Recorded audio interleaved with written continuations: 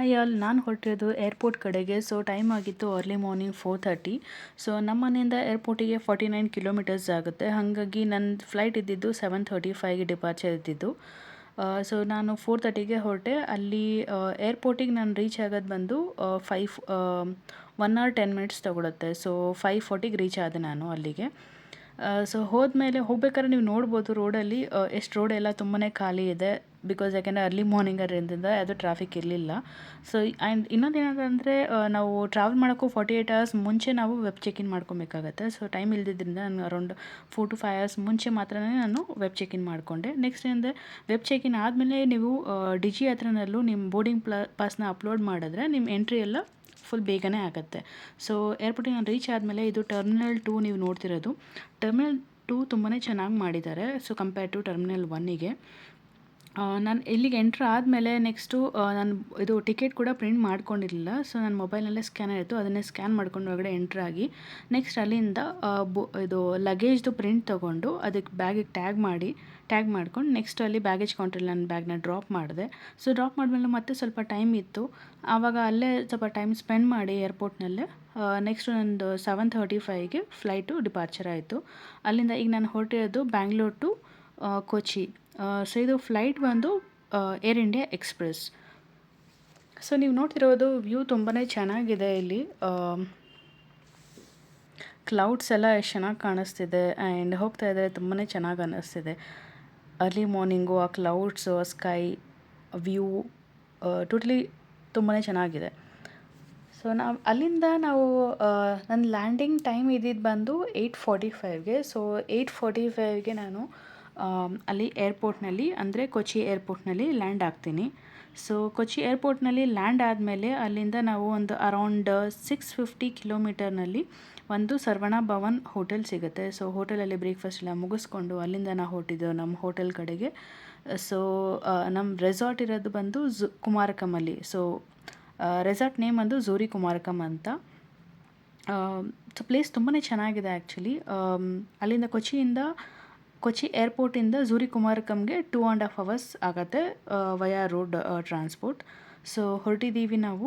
And ಅಲ್ಲಿಗೆ ರೆಸಾರ್ಟಿಗೆ ಹೋದ್ಮೇಲೆ ಅಲ್ಲಿ ನಿಮಗೆ ವೆಲ್ಕಮ್ ಅಂತೂ ತುಂಬಾ ಚೆನ್ನಾಗಿ ಅನಿಸುತ್ತೆ. ಯಾಕಂತಂದರೆ ಅವರು ಹೋಗಬೇಕಾದ್ರೆ ಎಂಟ್ರೆನ್ಸಲ್ಲಿ ನಿಮಗೆ ಹಣೆಗೆ ಗಂಧದಿಂದ ಬೊಟ್ಟಿಟ್ಟು ನಿಮ್ಮನ್ನ ವೆಲ್ಕಮ್ ಮಾಡ್ತಾರೆ. ಸೊ ಮತ್ತು ನೆಕ್ಸ್ಟ್ ನಿಮಗೆ ವೆಲ್ಕಮ್ ಡ್ರಿಂಕ್ ಆಗಿ ಒಂದು ಟೆಂಡರ್ ಕೋಕೋನಟ್ ಕೊಡ್ತಾರೆ, ಅಂದರೆ ಎಳ್ನೀರು ಕೊಡ್ತಾರೆ. ತುಂಬಾ ಚೆನ್ನಾಗಿರುತ್ತೆ. ಸೊ ಅಲ್ಲಿಗೆ ಅಂದರೆ ಇದು ನೀವು ಏನು ನೋಡ್ತಿದ್ರೆ ಇದೆಲ್ಲ ವ್ಯೂ ಅಲ್ಲಿಗೆ ಹೋಟೆಲ್ಗೆ ಹೋಗೋಕ್ಕಿಂತ ಮುಂಚೆ ಇರೋ ವ್ಯೂ ಇದೆಲ್ಲ. ಸೊ ಇನ್ನೂ ಕುಮಾರಕಮ್ ನಾವು ರೀಚ್ ಆಗಿಲ್ಲ. ಆನ್ ದ ವೇನಲ್ಲಿ ನಾನು ಆದ್ರೂ ಕೆಲವೊಂದು ವಿಡಿಯೋಸ್ ಮಾಡಿದೆ, ಯಾಕಂದರೆ ತುಂಬಾ ಚೆನ್ನಾಗಿತ್ತು. ಸೊ ಇವಾಗ ನೀವು ನೋಡ್ತಿರೋದು ಅದು ಭತ್ತದ್ದು ಇದು ಅದೆಲ್ಲ ಹೋಯ್ತಲ್ಲ, ಯೆಲ್ಲೋ ಕಲರ್ ಥರ ಲೈಟಾಗಿ ಯೆಲ್ಲೋ ಕಲರ್ ಕೆಂಚ್ ಕಲರ್ ಥರ ಕಾಣಿಸುತ್ತಲ್ಲ, ಅದೆಲ್ಲ ಒಂದು ಭತ್ತ ಹಾಕಿರೋದು. ಇದೆಲ್ಲ ನೀವೇನು ನೋಡ್ತಿದ್ರೆ ಇದೆಲ್ಲ ಬ್ಯಾಕ್ ವಾಟರ್ಸು. ಸೊ ಈ ಮೇನ್ ಇಲ್ಲಿ ಕುಮಾರಕಮಲ್ಲಿ ಅಂದರೆ ಬ್ಯಾಕ್ ವಾಟರೇ ಫೇಮಸ್ಸು. ಈಗ ಎಂಟ್ರಿ ಆಗಿದ್ದೀವಿ. ಸೊ ಇದು ಬಂದು ರಿಸೆಪ್ಷನ್ ಏರಿಯಾ. ಆ್ಯಂಡ್ ರಿಸೆಪ್ಷನ್ ಏರಿಯಿಂದ ಈಗ ಸ್ಟ್ರೈಟ್ ಏನು ಹೋಗ್ತಿದ್ದೀವಿ, ಈ ಕಡೆ ಇರೋದು ಬಂದು ನಿಮಗೆ ರೆಸ್ಟೋರೆಂಟು. ಓಕೆ, ಸೊ ಇಲ್ಲೆಲ್ಲ ಬಂದು ಫುಲ್ ಲೈಟಿಂಗ್ಸ್ ಎಲ್ಲ ಹಾಕಿದ್ದಾರೆ. ಆ್ಯಕ್ಚುಲಿ ನಾನು ನಿಮಗೆ ಈ ವಿಡಿಯೋ ತೆಗೆದಿರೋದು ಇದು ನೈಟ್ ಟೈಮಲ್ಲಿ ನಾನು ತೆಗೆದಿರೋದು ಇದು. ಸೊ ಡೇ ಟೈಮಲ್ಲಿ ನಾನು ಇದನ್ನು ಎಂಟ್ರ್ ಆದಮೇಲೆ ಅದನ್ನು ತೆಗಿಯೋಕ್ಕಾಗಲಿಲ್ಲ. ಇದು ಬಂದು ಎಂಟ್ರೆನ್ಸ್ ಒಳಗಡೆ ಗೇಟಿಂದ ಝೂರಿ ಕುಮಾರಕಮ್ಗೆ ಹೋಗ್ತಿರೋದು. ನಾನು ಈವ್ನಿಂಗ್ ಟೈಮ್ ತೆಗೆದಿರೋ ವಿಡಿಯೋ ಇದೆ ಆ್ಯಕ್ಚುಲಿ. ಮಾರ್ನಿಂಗ್ದು ಇನ್ನೊಂದು ವಿಡಿಯೋ ಇದೆ, ಇದರಲ್ಲೇ ಕಂಟಿನ್ಯೂಷನ್ ವಿಡಿಯೋ ಇದೆ, ಅದು ನೀವು ನೋಡ್ಬೋದು ಮಾರ್ನಿಂಗ್ ಟೈಮಲ್ಲಿ ಹೆಂಗೆ ಕಾಣುತ್ತೆ ಅಂತ. ಈವ್ನಿಂಗ್ ಟೈಮಲ್ಲಿ ಲೈಟಿಂಗ್ಸ್ ಎಲ್ಲ ಹಾಕಿರ್ತಾರೆ. ಸೊ ಡಿಫ್ರೆಂಟಾಗಿ ಚೆನ್ನಾಗಿ ಕಾಣುತ್ತೆ. ಇದು ಇಲ್ಲೆಲ್ಲ ನೋಡ್ತಿರ್ಬೋದು ಲೈಟಿಂಗ್ಸ್ ಎಲ್ಲ ತುಂಬ ಹಾಕಿದ್ದಾರೆ. ಮತ್ತು ಇಲ್ಲಿ ಶಾಪ್ಸ್ ಎಲ್ಲ ಇರುತ್ತೆ, ಇಲ್ಲೇ ಸೇಲ್ ಕೂಡ ಮಾಡ್ತಾರೆ ಅವರು. ಆ್ಯಂಡ್ ಇಲ್ಲಿ ಹೋಗ್ತಿರೋದು, ನಾವು ಈಗ ಹೋಗ್ತಿರೋದು ರೆಸ್ಟೋರೆಂಟ್ ಹೊಳಿಗೆ. ಸೊ ರೆಸ್ಟೋರೆಂಟಲ್ಲಿ ನಿಮಗೆ ಬೊಫೆ ಫುಡ್ ಕೂಡ ಸಿಗುತ್ತೆ. ಇದು ಲೈಮ್ ಟ್ರೀ ರೆಸ್ಟೋರೆಂಟು. ಸೊ ನಿಮಗೆ ಇಲ್ಲಿ ಬೊಫೆ ಫುಡ್ ಸಿಗುತ್ತೆ ಆ್ಯಂಡ್ ಅಲಾಕಾಟೆ ಫುಡ್ ಕೂಡ ಸಿಗುತ್ತೆ. ಈಗ ನಾನು ನಿಮ್ಗೆ ತೋರಿಸಿರೋದು ಬೊಫೆ ಫುಡ್ ಇಲ್ಲಿ ಪ್ಲೇಸ್ ಮಾಡಿರೋದು. ಇದು ಮಲ್ಟಿ ಕ್ಯೂಸಿನ್ ಫುಡ್ ಇರುತ್ತೆ. ಗ್ರೀಕ್ ಸಲಾಡ್ಸ್ ಎಲ್ಲ ಥರ ವೆರೈಟಿ ಸಲಾಡ್ಸ್ ಇರುತ್ತೆ. ಎಸ್ಪೆಷಲಿ ಗ್ರೀಕ್ ಸಲಾಡ್ ಇರ್ಬೋದು, ಸ್ಪ್ರೌಟ್ಸ್ ಇರ್ಬೋದು ಆ್ಯಂಡ್ ಗ್ರೀನ್ ಸಲಾಡ್ಸ್.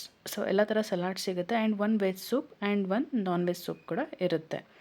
ಸೊ ಅಲ್ಲಿಂದ ಬಂದರೆ ನೆಕ್ಸ್ಟು ನಿಮಗೆ ಈಗ ನೀವು ನೋಡ್ತಿರೋದು ನಾನ್ ವೆಜ್ ಸೂಪ್. ಇದು ಫಸ್ಟ್ ನೋಡಿದ್ದು ವೆಜ್ ಸೂಪು. ಸೊ ಈ ಕಡೆ ಸೆಕ್ಷನ್ಗೆ ಬಂದರೆ ನಿಮಗೆ ಇಲ್ಲಿ ಸೀ ಫುಡ್ ಐಟಮ್ಸ್ ಎಲ್ಲ ಸಿಗುತ್ತೆ ಇಲ್ಲಿ. So seafood and mutton and chicken so fish, so ಎಲ್ಲ ಪ್ಲೇಸ್ ಮಾಡಿರ್ತಾರೆ. ನಾನ್ ವೆಜ್ ಅವ್ರಿಗೆ ಚೆನ್ನಾಗಿರುತ್ತೆ, ಬಿಕಾಸ್ ಇದು ಏನಂತಂದರೆ ಮೇನ್ಲಿ ಇದು ಸೀ ಫುಡ್ ಇರುತ್ತಲ್ಲ, ಸೊ ಫ್ರೆಶ್ಶಾಗಿ ತೊಗೊಂಡು ಅಲ್ಲಿಂದನೇ ಮಾಡ್ತಾರೆ. ಸೊ ಹಾಗಾಗಿ ಮೇನ್ ನಾನ್ ವೆಜಿಟೇರಿಯನ್ ಅವ್ರಿಗೆ ತುಂಬ ಚೆನ್ನಾಗಿರುತ್ತೆ. ಈವನ್ ವೆಜಿಟೇರಿಯನ್ ಅವ್ರಿಗೂ ಚೆನ್ನಾಗಿರುತ್ತೆ, ಯಾಕಂದರೆ ಕೇರಳ ಫುಡ್ ಎಲ್ಲ ನಿಮಗೆ ಡಿಫ್ರೆಂಟ್ ಕ್ಯೂಸನ್ಸ್ನೆಲ್ಲ ಎಕ್ಸ್ಪ್ಲೋರ್ ಮಾಡ್ಬೋದು ಇಲ್ಲಿ. ಸೊ ಇಲ್ಲಿ ನೋಡ್ತಿರ್ಬೋದು, ಇದು ಕೇರಳ ರೈಸು ಮತ್ತು ಪುಳು ಸೆರಿ ಅಂತ ಅಂದ್ಬಿಟ್ಟು ಪೈನಾಪಲಿಂದ ಮಾಡಿರ್ತಾರೆ. ಇದನ್ನು ತುಂಬ ಚೆನ್ನಾಗಿರುತ್ತೆ, ಟೇಸ್ಟ್ ಅಂತ ಡಿಫ್ರೆಂಟಾಗಿರುತ್ತೆ. ಆ್ಯಂಡ್ ಇದು ಟೊಪಿಯಕ ಅಂತ ಹೇಳ್ತಾರೆ. ಇದು ಆ್ಯಕ್ಚುಲಿ ಟೊಪಿಯಕ ಅಲ್ಲ, ಅದು ಸ್ವೀಟ್ ಪೊಟ್ಯಾಟೊ.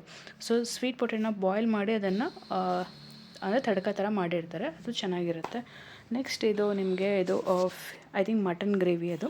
ಆ್ಯಂಡ್ ಇಲ್ಲಿ ಬಂದು ನಿಮಗೆ ಪೇಸ್ಟ್ರೀಸು ಡೆಸರ್ಟ್ಸು ಇದೆಲ್ಲ ಸಿಗುತ್ತೆ. ಸೊ ಟೋಟಲಾಗಿ ಓವರಾಲ್ ನಿಮಗೆ ಇದು ಮಲ್ಟಿ ಕ್ಯೂಸಿನ್ ಫುಡ್ ಇರೋಂಥ ಪ್ಲೇಸ್ ಇದು. ಬೇಡ ನಮ್ಗೆ ಇದೆಲ್ಲ ಬೇಡ ಅಂತಂದರೆ ನೀವು ಅಲಕಟ್ಟೆ ಫುಡ್ ಕೂಡ ತೊಗೊಳ್ಬೋದು.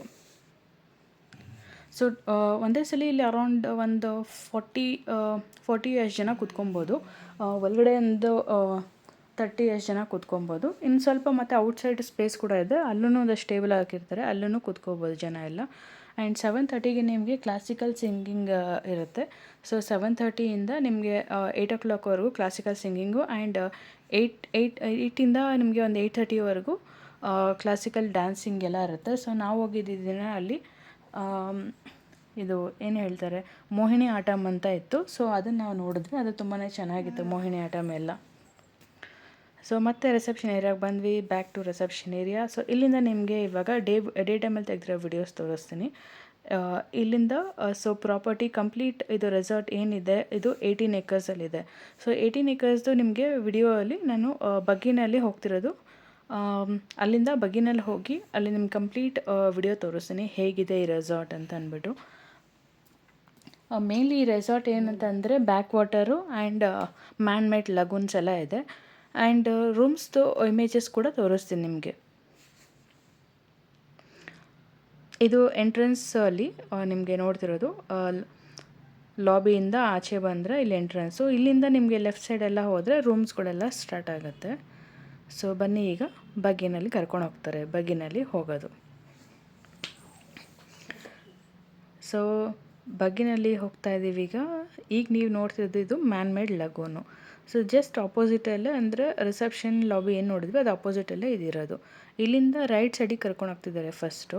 ಸೊ ಇಲ್ಲಿಂದ ಫುಲ್ ಕಂಪ್ಲೀಟ್ ತೋರಿಸಲ್ಲ, ಬಿಕಾಸ್ ಅಲ್ಲೇನೋ ಬೇರೆ ವರ್ಕ್ ನಡೀತಿತ್ತು, ಹಾಗಾಗಿ ಅಲ್ಲಿ ಸ್ವಲ್ಪ ದೂರ ಮಾತ್ರ ತೋರಿಸಿ ಮತ್ತೆ ರಿಟರ್ನ್ ಕರ್ಕೊಬಂದು ಮತ್ತೆ ಇನ್ನೂ ತುಂಬ ವೇಸ್ಗಳಿದೆ ದಾರಿ, ಅಲ್ಲೆಲ್ಲ ಕರ್ಕೊಂಡೋಗಿ ತೋರಿಸ್ತಾರೆ.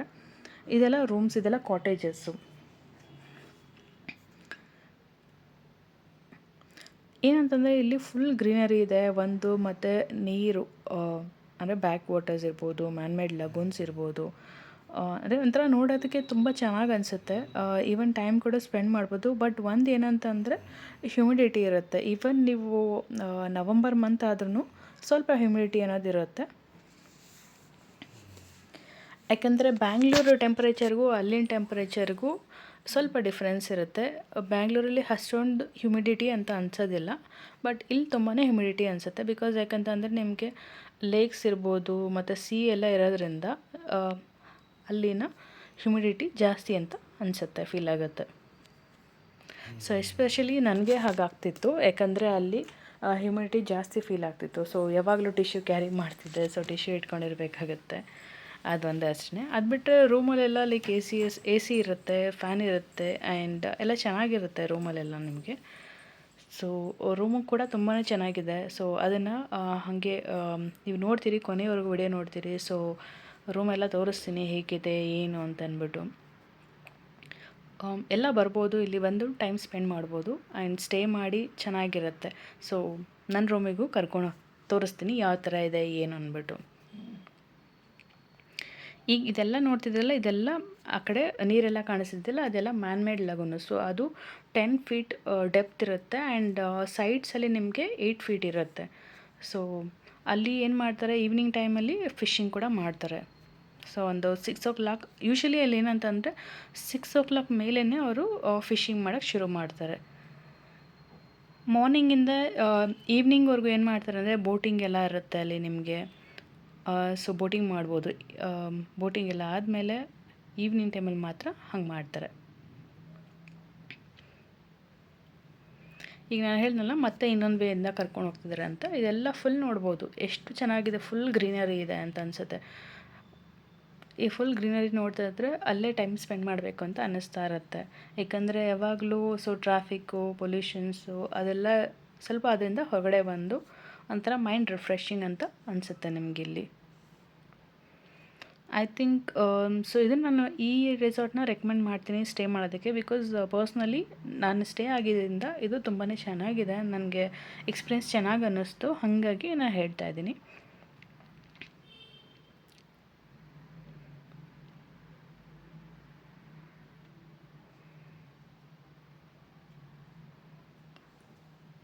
ಇಲ್ಲಿಂದ ನಿಮಗೆ ನೆಕ್ಸ್ಟು ಈ ರೈಟ್ ತೊಗೊಂಡು ಏನು ಹೋಗ್ತಾರಲ್ಲ, ಇಲ್ಲಿಂದ ಹೋಗ್ತಿದ್ದಂಗೆ ನೀವು ವೇಮ್ನಾಡ್ ಲೇಕ್ ಅದೆಲ್ಲ ನೋಡ್ಬೋದು.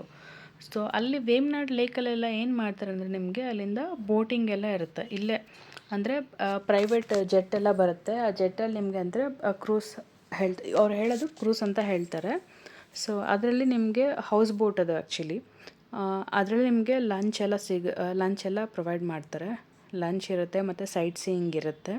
ಸೊ ಸೈಟ್ ಸೀಯಿಂಗ್ ಅಂದರೆ ಬಂದು ಇದು 4 hours ಕ್ರೂಸ್ ಇರುತ್ತೆ ಆ್ಯಕ್ಚುಲಿಯಾಗಿ ಹೇಳಬೇಕಂದ್ರೆ. ಸೊ ಇನ್ಕ್ಲೂಡಿಂಗ್ ಲಂಚ್ ಕೂಡ ಸೇರಿ. ಸೊ ಲಂಚ್ ಮಾಡ್ಬೇಕಾದ್ರೂ ಕ್ರೂಸ್ ಆಗ್ತಾನೆ ಇರುತ್ತೆ. ಸೊ ಸ್ಟಾಪ್ ಮಾಡಿರಲ್ಲ ಅವರು. ಕೆಲವೊಂದು ಬೋಟ್ಸಲ್ಲೆಲ್ಲ ಏನು ಮಾಡ್ತಾರೆ, ಕೆಲವರು ಒಂದೊಂದು ಕಡೆ ಸ್ಟಾಪ್ ಮಾಡಿ ಆಮೇಲೆ ಫುಡ್ ಎಲ್ಲ ತಿಂದು ಮುಗಿಸ್ಮೇಲೆ ಲಂಚ್ ಎಲ್ಲ ಆದಮೇಲೆ ಅವರು ಮತ್ತೆ ಕ್ರೂಸ್ನ ಸ್ಟಾರ್ಟ್ ಮಾಡ್ತಾರೆ. ಬಟ್ ಇದು ಹಂಗಲ್ಲ, ನಿಮಗೆ ಕ್ರೂಸ್ ಹೋಗ್ತಾ ಇರುತ್ತೆ. ಸೊ ಲಂಚ್ ಹಾಗೆ ಬುಫೆ ಲಂಚ್ ಇರುತ್ತೆ, ನೀವು ಬುಫೆ ಲಂಚ್ನ ಎಂಜಾಯ್ ಮಾಡ್ಬೋದು. ಆ್ಯಂಡ್ ಫುಡ್ ಕೂಡ ತುಂಬಾ ಚೆನ್ನಾಗಿತ್ತು, ಟೇಸ್ಟಿಯಾಗಿತ್ತು. ಸೊ ವೆಜಿಟೇರಿಯನ್ ಫುಡ್ ಇರ್ಬೋದು, ನಾನ್ ವೆಜಿಟೇರಿಯನ್ ಫುಡ್ ಅವ್ರಿಗೆ ನಾನ್ ವೆಜಿಟೇರಿಯನ್ ಚೆನ್ನಾಗಿತ್ತು. ಎಸ್ಪೆಷಲಿ ಅಲ್ಲಿ ಕರಿ ಮೀನು ಅನ್ನೋದು ತುಂಬಾ ಫೇಮಸ್ ಆಗಿದೆ. ಸೊ ಯೂಶ್ವಲಾಗಿ ಅಲ್ಲಿ ಏನು ಹೇಳ್ತಾರೆ, ಕುಮಾರಕಮಲೆ ಅಂತ ಅಲ್ಲ, ಕುಮಾರಕದಿಂದ ನೀವು ಹೋದರೂ ಕೊಚ್ಚಿ ಸೈಡೆಲ್ಲ ಹೋದ್ರೂ ಅಲ್ಲಿವರೆಗೂ ಅವರೆಲ್ಲ ಕರಿ ಮೀನು ಅನ್ನೋದೇ ಫೇಮಸ್ಸು. ಸೊ ನೀವೇನಾದರೂ ಹೋದರೆ ಕರಿ ಮೀನನ್ನ ಟೇಸ್ಟ್ ಮಾಡಿ, ಚೆನ್ನಾಗಿದೆ. ಸೊ ಇದು ಬಂದು ಆ್ಯಂಪಿ ಥಿಯೇಟರ್. ಇದು ಕೆಲವು ಸಲ ಇಲ್ಲಿ ಡ್ಯಾನ್ಸ್ ಶೋಸ್ ಎಲ್ಲ ನಡೀತಾ ಇರುತ್ತೆ. ಒಂದು ಅರೌಂಡ್ 8:30 to 9 o'clock ಒಂದು ಹಾಫ್ ಆನ್ ಅವರ್ ಅಂತೂ ಡ್ಯಾನ್ಸ್ ಶೋಸ್ ಎಲ್ಲ ನಡೀತಾ ಇರುತ್ತೆ ಇಲ್ಲಿ. ಇನ್ ಕೇಸ್ ಏನಾದ್ರು ಮಳೆ ಬಂತು ಅಂದರೆ ರೆಸ್ಟೋರೆಂಟಲ್ಲೇ ಅಲ್ಲೇ ಸ್ವಲ್ಪ ಔಟ್ಸೈಡ್ ಸ್ಪೇಸ್ ಇದೆ, ಬಟ್ ಕವರ್ಡ್ ಸ್ಪೇಸು, ಅಲ್ಲೇ ನಿಮಗೆ ಡ್ಯಾನ್ಸ್ ಎಲ್ಲ ಇರುತ್ತೆ, ಕ್ಲಾಸಿಕಲ್ ಡ್ಯಾನ್ಸಿಂಗ್ ಎಲ್ಲ ಇರುತ್ತೆ. ಮೇನ್ಲಿ ಕೇರಳದು ಏನು ಡ್ಯಾನ್ಸಿಂಗ್ ಮಾಡ್ತಾರಲ್ಲ ಅದಿರುತ್ತೆ. ಮೋಹಿನಿ ಆಟಮ್ ಇರ್ಬೋದು, ಭರತನಾಟ್ಯಮ್ ಇರ್ಬೋದು, ಒಂದೊಂದು ದಿನ ಒಂದೊಂದಿರುತ್ತೆ. ಸೊ ಅವರು ಕೂಡ ತುಂಬಾ ಚೆನ್ನಾಗಿತ್ತು, ಡ್ಯಾನ್ಸ್ ಮಾಡಿದವ್ರು ಬಂದು ತುಂಬ ಚೆನ್ನಾಗಿ ಡ್ಯಾನ್ಸ್ ಮಾಡಿದ್ರು. ಈಗ ನೀವು ನೋಡ್ತಿದ್ರೆ ಇದು ವೇಮ್ನಾಡ್ ಲೇಕು. ಇದು ತುಂಬಾ ದೊಡ್ಡದಂದರೆ ಅಷ್ಟು ದೊಡ್ಡದಾಗಿದೆ ಈ ಲೇಕು. ಸೊ ಈ ಲೇಕಲ್ಲಿ ಒಂದೇನಂತಂದರೆ ಬೋಟ್ ಹೌಸಸ್ ತುಂಬಾ ಇದೆ. ಎಲ್ಲ ಪ್ರೈವೇಟ್ ಬೋಟ್ ಹೌಸ್ಗಳು ಅವರೆಲ್ಲ ಔಟ್ಸೋರ್ಸ್ಡ್ ಬೋಟಿಂಗ್, ಇವರೆಲ್ಲ ಡೈರೆಕ್ಟ್ ಹೋಟೆಲ್ ಅವ್ರದ್ದೇ ಅಲ್ಲ, ಔಟ್ಸೋರ್ಸ್ಡ್. ಬಟ್ ಇಲ್ಲಿಂದನೇ ಬಂದು ಪಿಕ್ ಮಾಡ್ತಾರೆ. ಪಕ್ಕದಲ್ಲೇ ಇನ್ನೂ ಸ್ವಲ್ಪ ಮುಂದೆ ಹೋದರೆ ನಿಮಗೆ ಒಂದು ಅರೌಂಡ್ 10 minutesಲ್ಲಿ ಇನ್ನೊಂದು ರೆಸಾರ್ಟ್ ಸಿಗುತ್ತೆ. ಅಲ್ಲೂ ಗೋಕುಲಂ ಗ್ರ್ಯಾಂಡ್ ರೆಸಾರ್ಟ್ ಅನ್ನೋದು ಅದು ಇದೆ. ನೆಕ್ಸ್ಟ್ ವಿಡಿಯೋನಲ್ಲಿ, ನಾನು ಅಪ್ಕಮಿಂಗ್ ವಿಡಿಯೋನಲ್ಲಿ ಅದು ತೋರಿಸ್ತೀನಿ. ಆ್ಯಂಡ್ ಈಗ ನಾನು ಏನು ಹೇಳ್ತಿದ್ನಲ್ಲ, ಪ್ರೈವೇಟ್ ಜೆಟ್ ಪ್ಲೇಸ್ ಇದು. ಸೊ ಇಲ್ಲಿಂದ ನಿಮಗೆ ಇದು ಈ ಹೌಸ್ ಬೋಟು ಇದರಲ್ಲಿ ಕರ್ಕೊಂಡೋಗಿ ಸೊ ನಿಮಗೆ ಪ್ಲೇಸಸ್ನ ಸೈಟ್ ಸೀಯಿಂಗ್ ತೋರಿಸ್ಕೊಂಬರ್ತಾರೆ. ಸೊ ಈಗ ನಾನು ಹೋಗ್ತಿರೋದು ಇದು ಮೀಟಿಂಗ್ ರೂಮಿಗೆ. ಸೊ ಮೀಟಿಂಗ್ ರೂಮ್ಗೆ ಹೋಗೋ ಸ್ಪೇಸ್ ಇದು. ಇದಂದರೆ ಬ್ರಿಡ್ಜ್ ಮೇಲಿದೆ. ಸೊ ಕೆಳಗಡೆ ಮ್ಯಾನ್ಮೇಡ್ ಲಗೂನ್ ಇದೆ. ಅಲ್ಲಿ ಆ ಕಡೆ ಲೆಫ್ಟ್ ಸೈಡಲ್ಲಿ ನೋಡಿದ್ರೆ ನಿಮಗೆ ಅದು ಲೇಕ್ ಇದೆ, ಬ್ಯಾಕ್ ವಾಟರ್ಸ್ದು. ಈ ರೈಟ್ ಸೈಡೆಲ್ಲ ಇರೋದು ಮ್ಯಾನ್ಮೇಡ್ ಲಗೂನ್. ಇಲ್ಲಿಂದ ನಿಂತ್ಕೊಂಡು ಕೂಡ ನೀವು ಸನ್ಸೆಟ್ ವ್ಯೂ ನೋಡ್ಬೋದು. ಸೊ ಇಲ್ಲಿ ರೈಟ್ ಸೈಡಲ್ಲಿ ಏನು ನೋಡ್ತಿದ್ರೆ ಅದು ಮೀಟಿಂಗ್ ಹಾಲು.